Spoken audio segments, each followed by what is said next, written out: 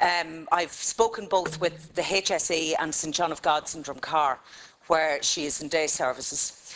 And unfortunately, John of God's have a no admissions policy now, and the HSE have said that there isn't enough funding to provide residential placement.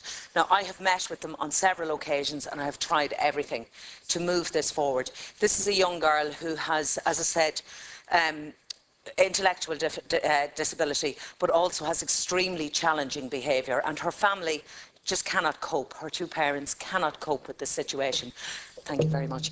I've been to the house myself. I know the young lady in question, and the situation is really, really at crisis point. Now, I'm raising the issue of this girl today, but I'm also raising the bigger issue because I know that within my own area of Louth, there are up to 30 people on the waiting list for houses, or residential placement, sorry, for residential placement with the HSE. And the John of God's list, I'm led to believe, is even greater.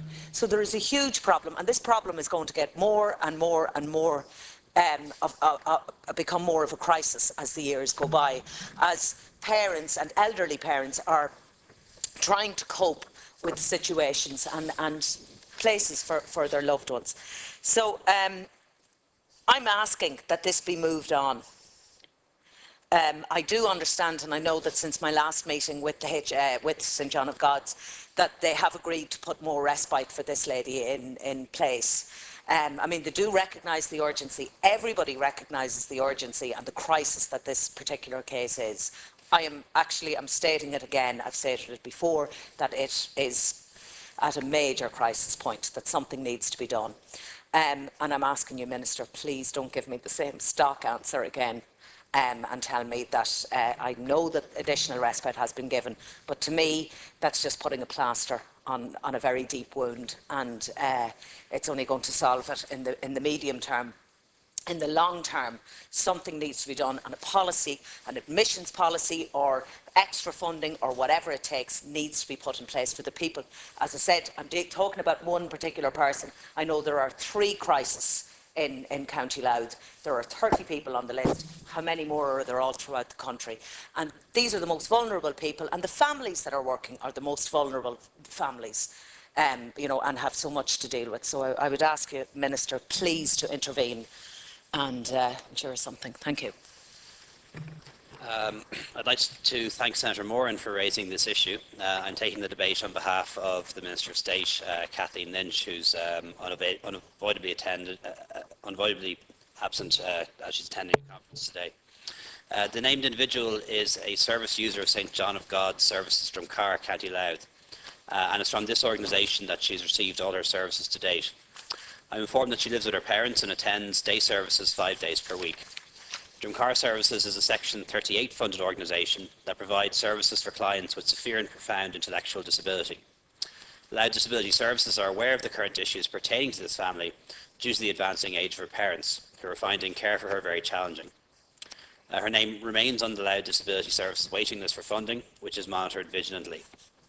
The vision for the HSE Disability Services Programme is to contribute to the realisation of a society where people with disabilities are supported, as far as possible, to participate to their full potential in economic and social life, and have access to a range of quality personal, social supports and services to enhance their quality of life.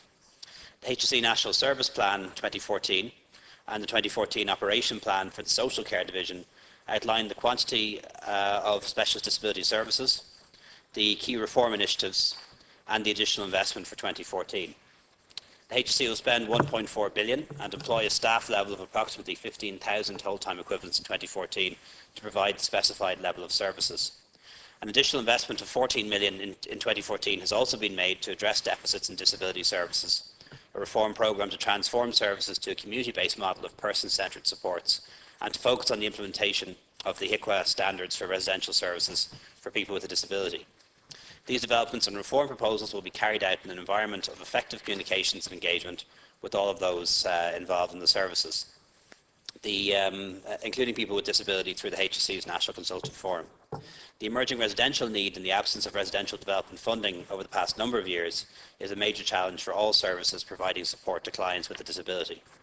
The issue of funding for residential services will be considered in the context of the estimates and the service planning process for 2015, which will occur in October and November. In the meantime, I'm told that a plan is in place to support this person to attend her day placement in St Mary's Drumcar, and also ongoing regular respite has been arranged for her. Question, Senator. Unfortunately, as I said, Minister, I know that myself from meeting with them and asking for additional respite. What I'm asking is that something be done now.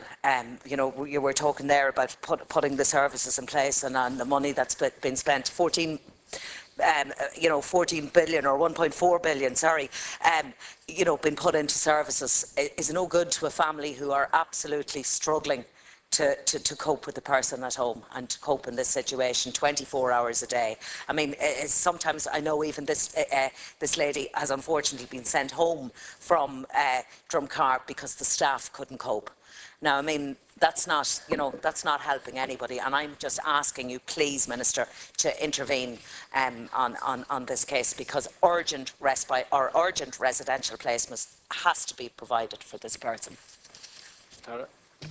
Look, I appreciate that this is a genuine case and a very severe case, and I do absolutely appreciate the Senator raising the matter and her taking up this cause. This is, of course, a disability matter, so what I will do is mention this debate to Minister Lynch and inform her that we had this exchange.